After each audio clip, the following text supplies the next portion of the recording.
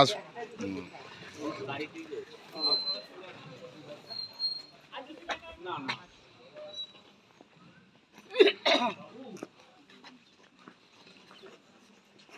আপনাদেরকে একটু জুতো খুলে উঠতে হবে, যদি পারেন তো ভালো হয়, নাহলে দর্শন করাই যাবে না।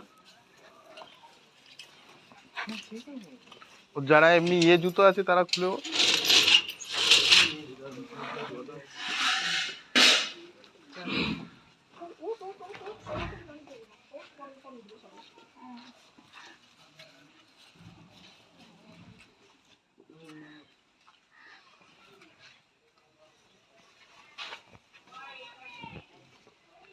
সকলে আসুন, তারপর আমি বলছি, নাহলে দাঁড়ান ওখানে। হ্যাঁ প্রথম কথা হচ্ছে, আপনারা যে জায়গায় এসেছেন, রামকৃষ্ণদেবের ভাগ্নে হৃদয় মুখার্জির বাড়ি। হৃদয় মুখার্জির মায়ের নাম হেমাঙ্গিনী দেবী। হেমাঙ্গিনী দেবী হচ্ছেন রামকৃষ্ণদেবের বড় দিদি। ছোটবেলা থেকে ঠাকুর মাকে যখন বিয়ে করে না, তারও আগের থেকে দিদির কাছে এসে থাকতেন। দিদি ছিলেন ঠাকুরের কাছে মায়ের মতো। ভগবান রামকৃষ্ণদেবকে ছোট্টবেলা থেকে লালন পালন করে কিছুটা হলেও বড় করে তুলেছিলেন এই হেমাঙ্গিনী দেবী এই বাড়ি থেকে। বড়বেলায় আপনারা সকলে জানেন, ভগবান রামকৃষ্ণদেব হৃদয় মুখার্জি থাকতেন দক্ষিণেশ্বরে।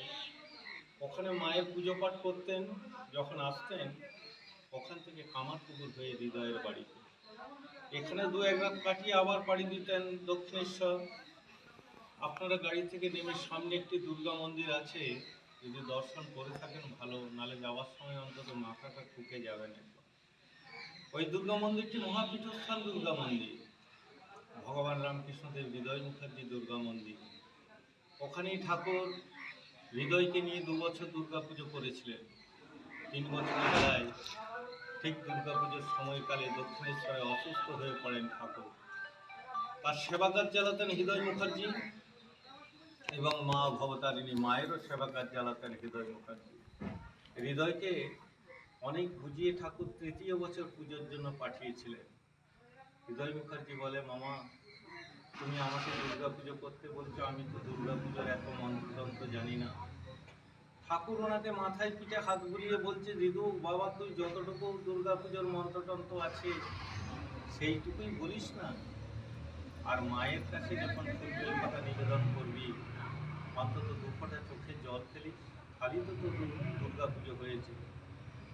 হৃদয় মুখার্জি তখন বলে, মামা পুজোটা হয়েছে বলে আমি জানবো কি করে? ঠাকুর বলছেন, ঋতু তুই চিন্তা করিস না, আমি এখানে পড়ে থাকলেও আমার আত্মা তোর সাথে যাবে, তুই আমাকে দেখতে পাবি দুর্গা পুজোর সময়, আর দেখতে পেলেই জানবি তোর পুজো ঠিক হয়েছে। মামার কথা মতো হৃদয় মুখার্জি নিজের বাড়িতে ফিরে আসেন। ওই মন্দিরে ষষ্ঠী সপ্তমী ঘট তুলে ঘট স্থাপন করে শুরু করেন দুর্গা পুজো। অষ্টমীতে ব্যাকুল হয়ে কাঁদছেন হৃদয় মুখার্জি, মামার দেখা পায় না বলে।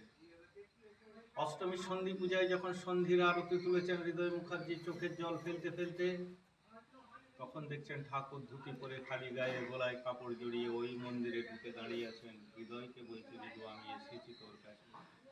এই হলো ওনাদের দুর্গা পুজোর করার ইতিহাস। আমি যেই কথাগুলো বলছি দেখবেন কথা মিতই আছে। এখন আপনারা যে মন্দিরটি দাঁড়িয়ে দর্শন করছেন, ভগবান রামকৃষ্ণদেব এবং হৃদয় মুখার্জির নারায়ণ মন্দির। দক্ষিণেশ্বর থেকে কাশীধামে গেছিলেন ঠাকুর মথুরবাবু এবং হৃদয় মুখার্জি তৈল গোস্বামীর সঙ্গে দেখা করতে। দেখা হওয়া মাত্রই তৈল গোস্বামী একটি শালগ্রাম শিলা ভগবান রামকৃষ্ণদেবের হাতে তুলে দেন, যেটিকে আমরা নারায়ণ বলে থাকি। ওই শালগ্রাম শিলাটি ঠাকুর নিয়ে এসে হৃদয়ের বাড়িতে প্রতিষ্ঠা করেন, নাম দিয়েছিলেন শ্রীধর। ওই যে ওনাকে সকালে স্নান করিয়ে পুজো করছি, এই বাবু দেখি একটু শোন, দেখতে পেয়েছেন তো? হ্যাঁ।